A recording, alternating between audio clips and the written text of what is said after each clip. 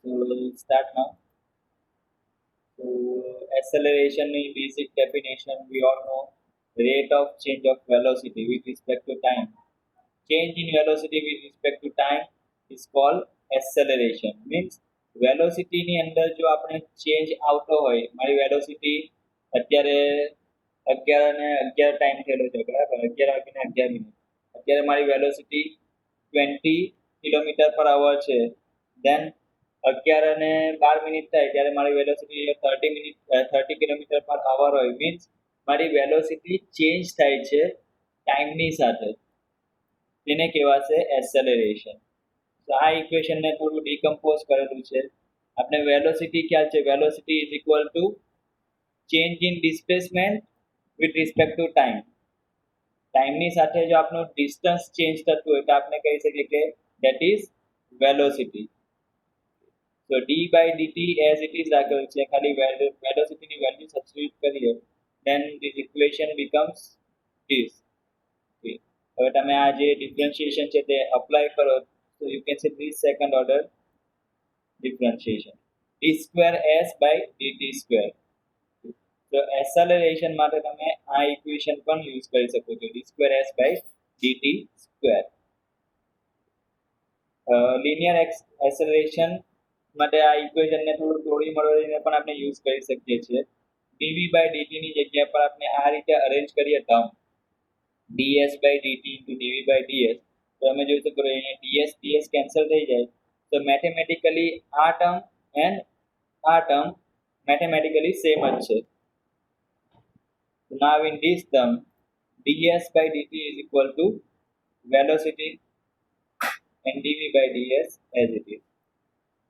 તો એક્સેલરેશન માટે તમે આ ઇક્વેશન પણ યુઝ કરી શકો છો, આમાંથી પણ કોઈ પણ ઇક્વેશન યુઝ કરી શકો છો. એન્ડ જો એક્સેલરેશન નેગેટિવ ડાયરેક્શનમાં હોય, મીન્સ આપની વેલોસિટી જો ઘટતી હોય, અત્યારે મારી વેલોસિટી 20 કિલોમીટર પર અવર છે, થોડા ટાઈમ પછી મારી વેલોસિટી 10 કિલોમીટર પર અવર થાય, મીન્સ મારી વેલોસિટી જો ઘટતી હોય ટાઈમની સાથે, તો એને કહેવાશે ડિસેલરેશન or retardation. So that is the definition of linear acceleration, અને એના આટલા ઇક્વેશન્સ બની શકે છે. Next topic is angular acceleration. આ જે લિનિયર એક્સેલરેશનની વાત કરી તે કોના માટે એપ્લિકેબલ હશે? જ્યારે કોઈ પાર્ટિકલ છે તે એક સ્ટ્રેટ લાઇનમાં મૂવ થતું હોય તો ત્યારે આપણે લિનિયર એક્સેલરેશન કન્સિડર કરવાનું. બટ જો આપણું કોઈ લિંક છે તે રોટેટ થતી હોય અને એની એન્ગ્યુલર વેલોસિટી છે તે ચેન્જ થયા કરતી હોય, ઇન્ક્રીઝ થતી હોય, ડિક્રીઝ થતી હોય, તો એ મોશન એને કહેવાશે angular acceleration. So you can say the rate of change of angular velocity.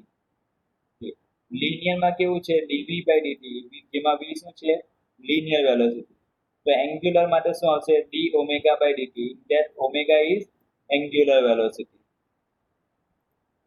So rate of change of angular velocity with respect to time is called angular acceleration and it is denoted by alpha. And omega ની value આપણે ખ્યાલ છે, omega is equal to change in angle with respect to time. તો angular acceleration છે તેને તમે આ રીતે પણ લખી શકો છો, d square theta by dt square. Generally આપણે આ જે ફર્સ્ટ ટર્મ છે તેને જ વધારે યુઝ કરીશું. and it is also a vector quantity. angular acceleration છે એ પણ વેક્ટોરિયલ ક્વોન્ટિટી છે. તો વેક્ટર ક્વોન્ટિટી માટે આપણે ખ્યાલ છે કે ગ્રાફિકલ મેથડ આપણે અપ્લાય કરી શકીએ છીએ. વેક્ટરનું મેગ્નિટ્યુડ અને ઓરિએન્ટેશન પરથી આપણે બધી આઈડિયા આવી જતી હોય છે. So angular acceleration is also a vector quantity. So that was about definition of angular and linear acceleration. So now આપણે હવે થોડું કન્સિડર કરીએ કે આ એક પાર્ટિકલ છે, પોઈન્ટ P ઉપર એક પાર્ટિકલ મૂકેલો છે અને એની વેલોસિટી અત્યારે છે v, અને આ પાર્ટિકલનું ડિસ્ટન્સ આ સેન્ટરથી r જેટલા ડિસ્ટન્સ પર એક પાર્ટિકલ છે પોઈન્ટ P ઉપર અને એની વેલોસિટી v છે. એન્ડ આફ્ટર સમ ટાઈમ, થોડા ટાઈમ પછી આ જે પાર્ટિકલ અહીંયા પોઈન્ટ પી ઉપર હતું એ પાર્ટિકલ અહીંયા રોટેટ થઈને પોઈન્ટ ક્યુ ઉપર આવી જાય છે, આ પોઝિશન પર આવી જાય છે and it is covering angle d theta. So after some time, જ્યારે પાર્ટિકલ પોઈન્ટ પી ઉપરથી પોઈન્ટ ક્યુ ઉપર આવે છે તો પોઈન્ટ ક્યુ ઉપર એની વેલોસિટી થાય છે v પ્લસ dv, મીન્સ વેલોસિટીની અંદર કંઈક ચેન્જ થાય છે. તો આ જ વસ્તુ આપણે ગ્રાફિકલ મેથડનો યુઝ કરીને અહીંયા એક્સપ્લેન કરીએ. તો પોઈન્ટ પી ની વેલોસિટી ડ્રો કરવી હોય તો કઈ રીતે થશે? ફર્સ્ટ એક રેફરન્સ પોઈન્ટ છે તે પ્લેસ કરીશું, then this vector OP,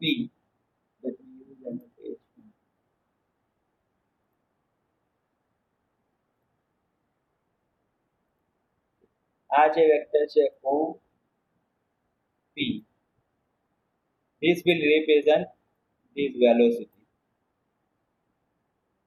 and point Q ની વેલોસિટી મેન્શન કરવી હોય v પ્લસ dv, તમે જોઈ શકો છો કે આ ડાયરેક્શન છે એને પેરેલલ લાઈન અહીંયા ડ્રો કરી આપણે.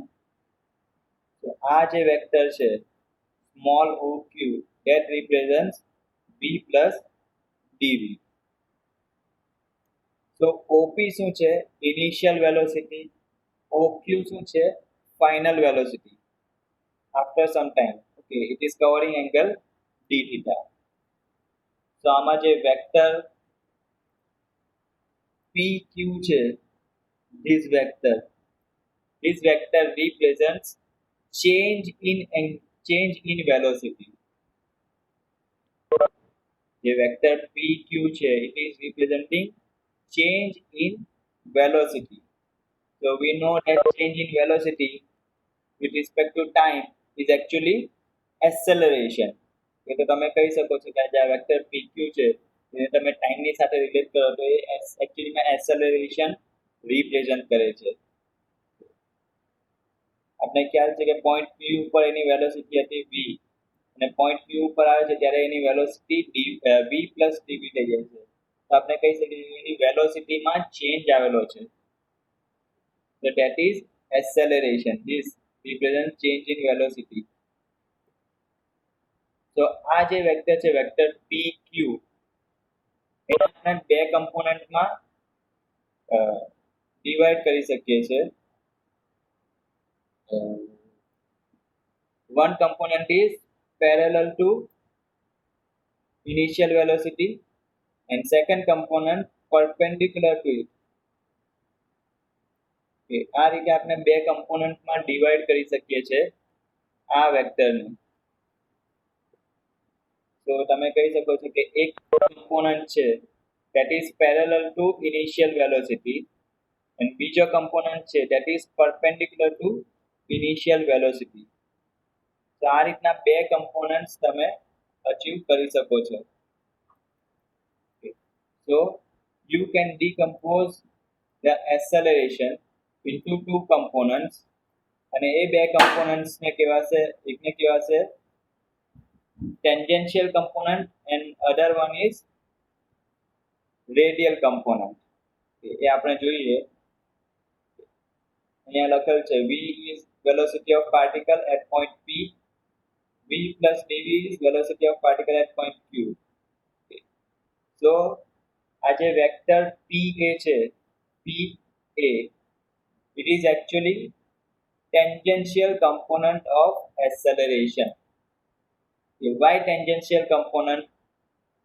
તમે આ જો વેક્ટર PA ની ડાયરેક્શન જુઓ તો કઈ ડાયરેક્શન છે?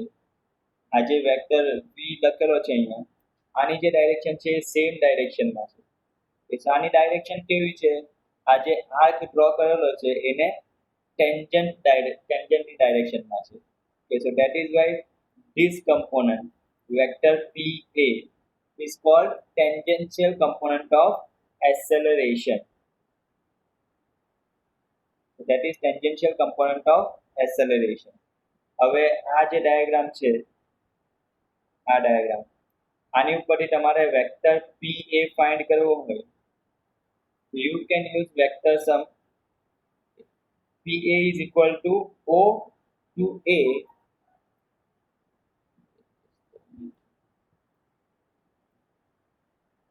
ઓ થી એ જેટલું ડિસ્ટન્સ છે વેક્ટર એમાંથી તમે જો આટલો વેક્ટર કાઢી નાખો O to P, so you can achieve the vector PA. આટલી લેન્થ તમને મળી જાય. આ જે બ્લુ લાઈન ડ્રો કરેલી છે that is vector OA and આ જે અહીંયા લાઈન ડ્રો કરેલી છે brown that is vector OP. so OA માંથી તમે OP બાદ કરો so you can get this vector PA, which is actually tangential component of acceleration.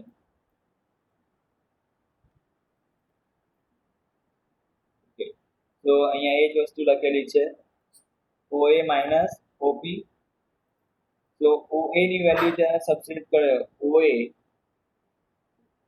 is vector O to A. હવે આ વેક્ટરનું મેગ્નીટ્યુડ તમારે ફાઇન્ડ કરવું હોય તો કેટલું બની શકે? ઇફ યુ ક્લોઝલી લુક, આ જે વેક્ટર OA છે તે એકચ્યુઅલીમાં આ જે વેક્ટર OQ છે એનું પ્રોજેક્શન છે. So using cosine rule તમે આનું વેલ્યુ ફાઇન્ડ કરી શકો છો.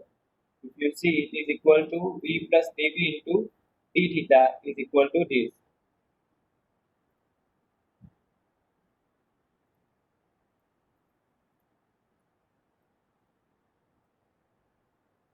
Okay, so here it is written over here.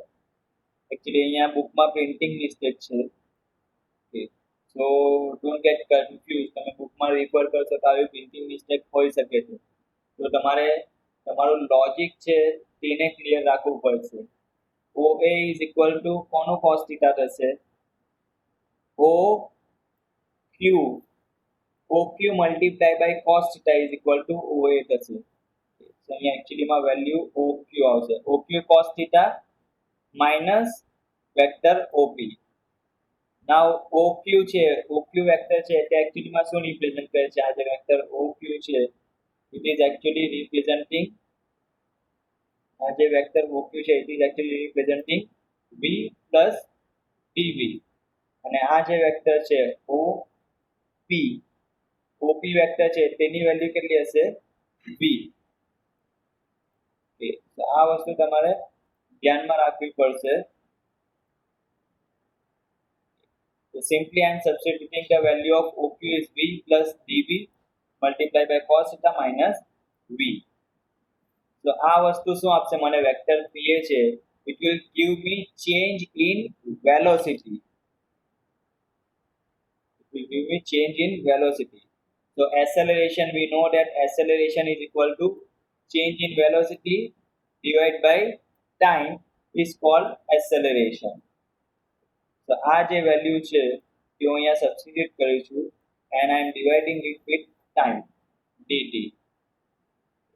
Now if we consider for very small value of delta theta d theta, આ જો d theta એંગલ આપણે બહુ ઓછો કન્સિડર કરીએ then cos d theta will be equal to 1. So cos d theta is equal to 1 આમાં substitute કરો તો શું થઈ જશે? આમાંથી જે cos વાળી વેલ્યુ છે તે 1 થઈ જશે. Okay, so here capital V plus dV minus again capital V. So આ જે V છે તે કેન્સલ થઈ જશે. જો આની વેલ્યુ તમે અહીંયા 1 સબસ્ટિટ્યુટ કરો તો ઇક્વેશન શું બનશે? V plus dV minus V divided by dt. Okay, so now તમે જોઈ શકો છો કે આ V અને આ V એકબીજાને કેન્સલ કરી દેશે. તો ફાઇનલ ઇક્વેશન શું બનશે? સિમ્પલ dV by dt, જે ઇક્વેશન ઓલરેડી આપણને ખ્યાલ છે.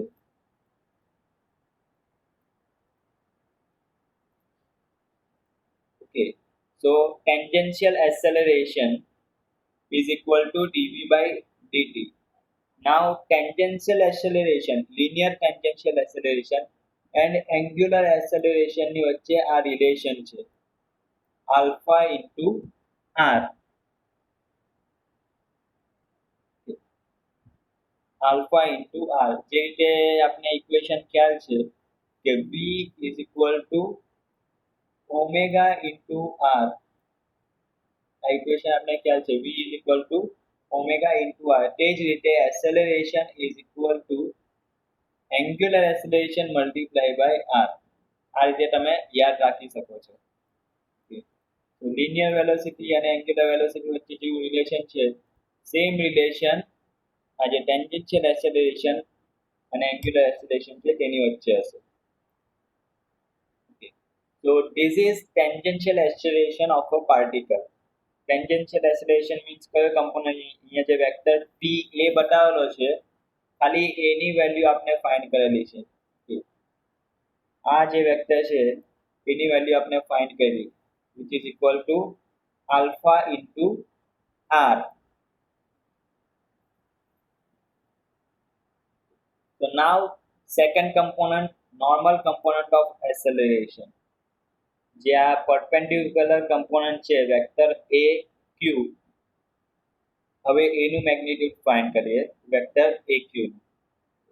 So if you see vector aq is equal to oq sin theta. Let me show you. આ જે વેક્ટર છે this vector aq is actually vertical projection of this vector OQ. આ જે OQ છે એની value આપણે ખબર છે V plus dV છે. કે સો આનું પ્રોજેક્શન લઈએ આ સાઈડ તો that is sin component. આ વેક્ટરનો sin component થશે.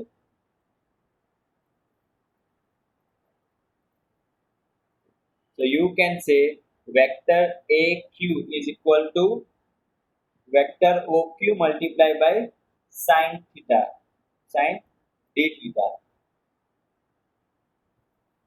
So vector AQ is equal to OQ sin d theta. Now OQ ની વેલ્યુ આપણે ખ્યાલ છે OQ is equal to V plus dV multiplied by sin theta. Now આ શું આપે છે આપણે change in velocity. Again with આપણે ડિવાઇડ કરીએ ટાઈમ વડે then we get acceleration. This component is called radial component or normal component of acceleration. So simply આ જે વેલ્યુ છે તેને dt વડે ડિવાઇડ કરીએ then we get this value. Now again જે ફર્સ્ટ કેસમાં કન્સિડર કર્યું કે d theta છે તે એકદમ સ્મોલ હોય then we can say that sin d theta will be equal to d theta. So now if you simplify this equation so આપણી પાસે શું મળશે v plus dv whole multiplied by d theta divided by dt. આ d theta હું અંદર multiply કરું તો શું આવશે v d theta plus dv multiplied by d theta whole divided by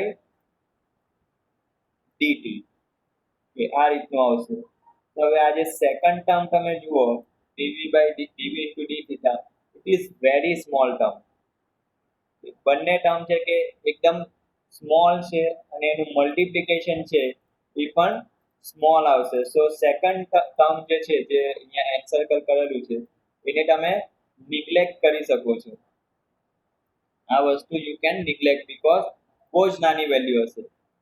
So our equation becomes v d theta by dt and we know that d theta by dt is actually omega. So simplification કરીએ so we get v into d theta by dt and we know that d theta by dt is equal to omega. And further જો omega ની value આપણે substitute કરીએ we know that omega is equal to v by r. કે આ equation આપણે ખ્યાલ છે v is equal to omega into r. So we can write omega is equal to v by r. A simple mathematical manipulation છે. So if you simplify it is equal to v square by r or you can say it is equal to omega square into r.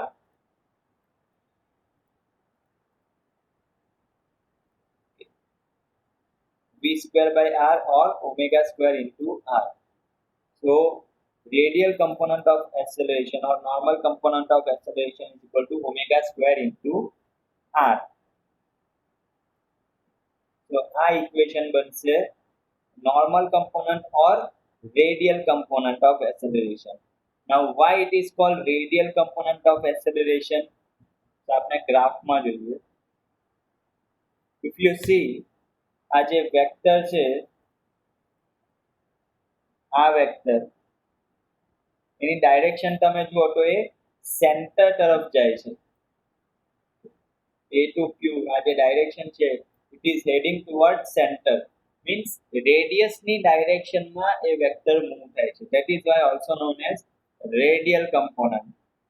જ્યારે આ જે component છે that is tangential component, any direction આ હશે. તો તમે એવું કહી શકો છો કે એસેલરેશનના બે કમ્પોનન્ટ આવે છે. એક કમ્પોનન્ટ વેલોસિટીની ડાયરેક્શનમાં હશે એન્ડ બીજો કમ્પોનન્ટ વેલોસિટીને પરપેન્ડિક્યુલર ડાયરેક્શનમાં હશે, સેન્ટર તરફ જતી ડાયરેક્શનમાં. So these are the two components of acceleration, tangential component and normal component. So હવે મારી પાસે આની વેલ્યુ છે અને આની વેલ્યુ છે. તો આ બે કમ્પોનન્ટ પરથી હું આજે એનું મેઇન જે વેક્ટર છે વેક્ટર PQ એ ફાઇન્ડ કરી શકું છું. સિમ્પલી વેક્ટર PA પ્લસ આ બેનું સમેશન લઈશ, then I will get this. Now અહીંયા પણ ઘણા બધા સ્ટુડન્ટને કન્ફ્યુઝન હશે કે સર અહીંયા 90 ડિગ્રીના એંગલ છે તો પાયથાગોરસ થિયરમ કેમ નહીં યુઝ કર્યો? બીકોઝ આ કોઈ સિમ્પલ લેન્થ નથી આપેલી, આ એકચ્યુઅલીમાં વેક્ટર્સ છે. તો વેક્ટર સમેશન અને સબટ્રેક્શન આ રીતે જ થતું હોય છે. આમાં પાયથાગોરસ થિયરમ અપ્લાય નથી કરવાનો. આપણે અહીંયા સિમ્પલ ડિસ્ટન્સ નથી મેન્શન કરેલું, આપણે અહીંયા વેક્ટર મેન્શન કરેલા છે. તો તમારે બે વેક્ટરનું સમેશન કરવું તો એ ડાયરેક્ટલી સમેશન થશે અને આ જે રિઝલ્ટન્ટ વેક્ટર છે તે આપણને મળશે. Okay, so if I find the resultant, the total acceleration will be the vector sum of AT and AR, where AT શું છે tangential component of acceleration જે આપણે પહેલા find કર્યો, and AR is the radial component of acceleration which is equal to omega square into r. Now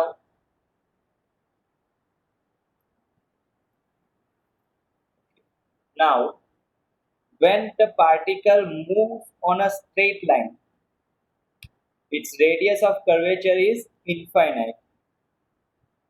હવે જ્યારે કોઈ particle એક સ્ટ્રેટ લાઇનમાં મૂવ થતો હોય, આ રીતે સ્ટ્રેટ લાઇનમાં મૂવ થાય છે, કોઈ કર્વેચર નથી રહેતું, સ્ટ્રેટ લાઇનમાં મૂવ થાય છે, તો એવા કેસમાં શું થશે કે એની રેડિયસ ઓફ કર્વેચર, હવે સ્ટ્રેટ લાઇન છે, સ્ટ્રેટ લાઇનની કોઈ રેડિયસ આવશે નહીં આવે.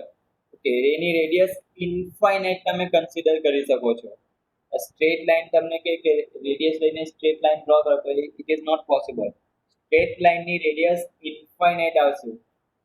ઓકે, તો તમે જો આ equation v square by r, આ ઇક્વેશનની અંદર r ની વેલ્યુ સબસ્ટિટ્યુટ કરો, v સ્ક્વેર બાય r, આ કયું ઇક્વેશન છે? રેડિયલ એસેલરેશનનું જે અત્યારે આપણે જોયું. if you see, let me help you, v square by r, it is actually equation of radial component of acceleration. તો આ ઇક્વેશનમાં તમે r ની વેલ્યુ ઇન્ફાઇનાઇટ મૂકો તો તમારો આન્સર શું આવે? 0.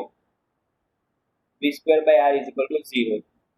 So you can say radial component of acceleration is equal to 0 and tangential component of acceleration at is equal to dv by dt is equal to alpha into r.